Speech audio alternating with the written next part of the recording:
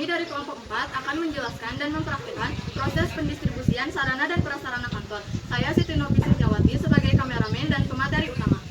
Saya Trisni Agisni sebagai sekretaris dari PT Sinar ATK. Saya Mira Kamila Sari sebagai pembongkar barang dari PT Tunggal Abadi. Saya Priliani sebagai pemesan. Saya Ai Anissa sebagai pemesan dari PT Sinar ATK. Saya Rian Haram. Saya Reza Saputra sebagai bagian bidang dari Sinar ATK. Saya Endro sebagai kulir dari PT Sinar ATK. Itu adalah bagian peran dari kelompok kami. Dan happy watching!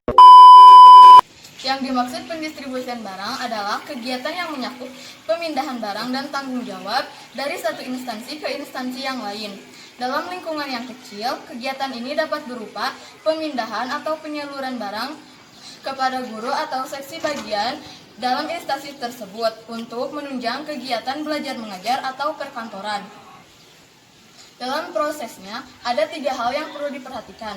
Pertama, ketepatan barang yang diinginkan. Maksudnya, jumlah atau jenis barang harus sesuai dengan yang diinginkan.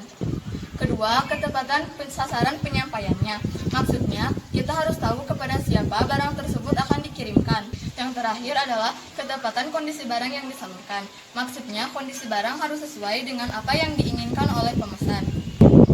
Selanjutnya adalah langkah-langkah pendistribusian sarana dan prasarana kantor. Pertama, penyusunan alokasi barang. Penyusunan alokasi barang adalah penentuan banyaknya jumlah barang yang disediakan untuk suatu tempat. Berarti kaitannya dengan kuantitas. Kenapa harus ada penyusunan alokasi? Itu untuk menghindari pemborosan dalam proses pendistribusian, serta agar seimbang dengan kebutuhan pemakainya masing-masing.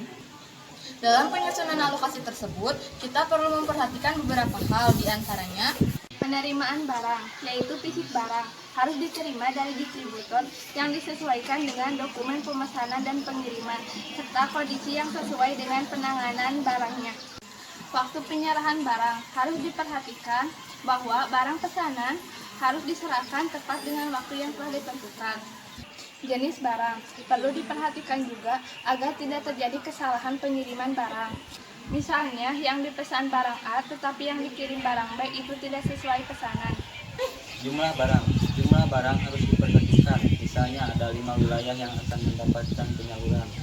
Wilayah C membutuhkan 10 printer, tapi yang dikirim malah 8, misalnya itu kan tidak sesuai juga. Nah, sedangkan wilayah B membutuhkan 8 tapi dikirim 10, itu kan kelebihan. Artinya kita tidak memperhatikan dengan baik kebutuhan dari wilayah-wilayah tersebut. Kegunaan atau keperluan barang harus juga diperhatikan. Kalau misalnya membutuhkan komputer tetapi yang disalurkan adalah printer, mungkin saja barang yang disalurkan itu tidak terpakai, jadinya terbengkalai. selanjutnya yaitu pengiriman barang. Dalam pengiriman barang ada beberapa hal yang perlu kita perhatikan. Pertama adalah cara pengiriman, kedua pengemasan, 3 pemuatan, 4 pengangkutan, 5 adalah pembongkaran. Kenapa perlu memperhatikan beberapa hal berikut? Karena nantinya beberapa hal yang tadi akan saling berkaitan. Yang terakhir adalah penyerahan barang. Dalam penyerahan barang, sebaiknya kita jangan lupa untuk mengisi daftar penyerahan barang, surat pengantar, dan tanda terima, serta membayar biaya pengiriman. Pertama, cara pengiriman barang perlu diperhatikan. Kemudian ditentukan apakah pengiriman barang akan melewati jalur darat, laut, atau udara. Kedua, pengemasan. Dalam pengemasan perlu disesuaikan dengan cara pengiriman agar tidak terjadi kerusakan terhadap barang yang dikirimkan. Ketiga, pemuatan. Setelah barang dikemas, maka selanjutnya barang akan dimuat atau dimasukkan ke tempat pemuatan atau alat transportasi untuk dikirimkan. Contohnya seperti mobil. Keempat, pengangkutan. Kemudian barang akan diangkut atau dikirim melewati jalur yang sudah ditentukan. Kelima, pembongkaran. Setelah barang sampai, maka perlu dilakukan pembongkaran untuk memastikan bahwa barang dalam kondisi yang baik dan sesuai. Sistem pendistribusian barang. Terdapat 2 sistem dalam pendistribusian barang. 1. Sistem secara langsung, 2. Sistem secara tidak langsung. Sistem secara langsung berarti barang yang sudah diterima dan sudah diinventarisasikan langsung diberikan kepada bagian-bagian yang membutuhkan. tanpa melalui proses penyimpanan terlebih dahulu. Sistem secara tidak langsung berarti barang yang sudah diterima dan sudah diinventarisasikan tidak secara langsung diberikan kepada bagian yang membutuhkan, melainkan harus melalui tahapan penyimpanan dalam gudang secara teratur. Hal ini biasanya dilakukan apabila barang yang lalu masih tersedia. Ketepatan jenis dan spesifikasi barang yang diserahkan harus tepat berikut jumlah barang tidak kurang maupun lebih. Asas kecepatan yakni asas ini sangat memperhatikan perhitungan waktu yang digunakan untuk mendistribusikan barang-barang logistik. Asas keamanan. Dalam hal ini yang diperhatikan adalah keamanan dan penyampaian barang kepada pemakai atau unit kerja yang membutuhkan alat tertentu saat troli agar memudahkan dan menjaga barang tidak rusak. Asas ekonomi. Asas ini berhubungan dengan frekuensi pembagian penyaluran barang agar pemakai di masing-masing unit kerja tidak mempergunakan barang-barang tersebut dengan sembarangan.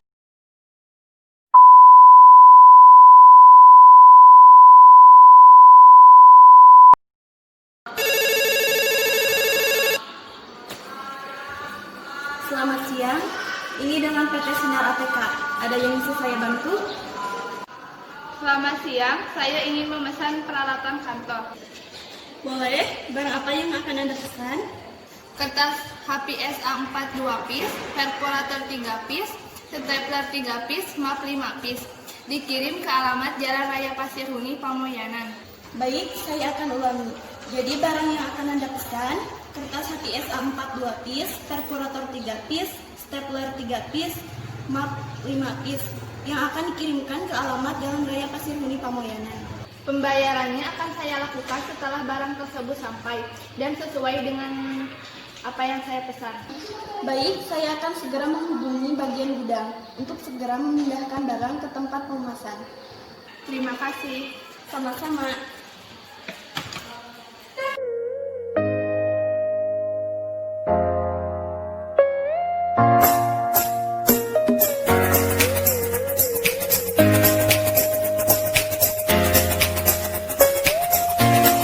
A few moments later.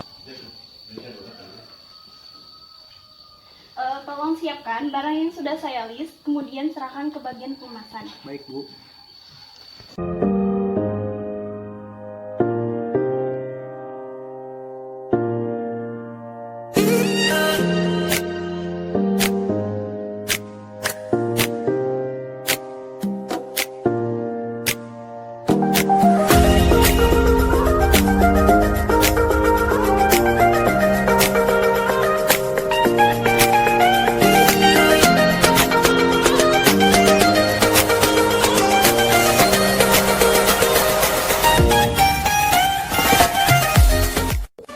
Minutes later.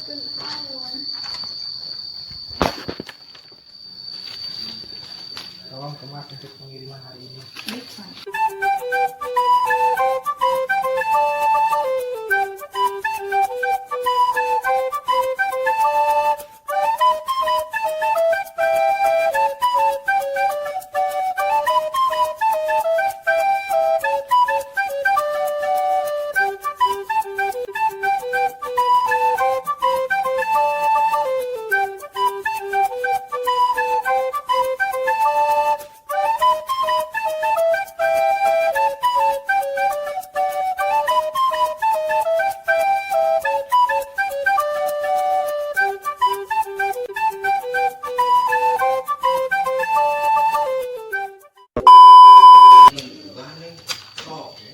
Pak, tolong ke ruangan saya untuk pengiriman barang hari ini. Terima kasih.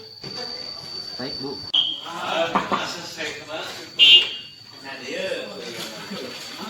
Ini dong diantar Pak, sebentar.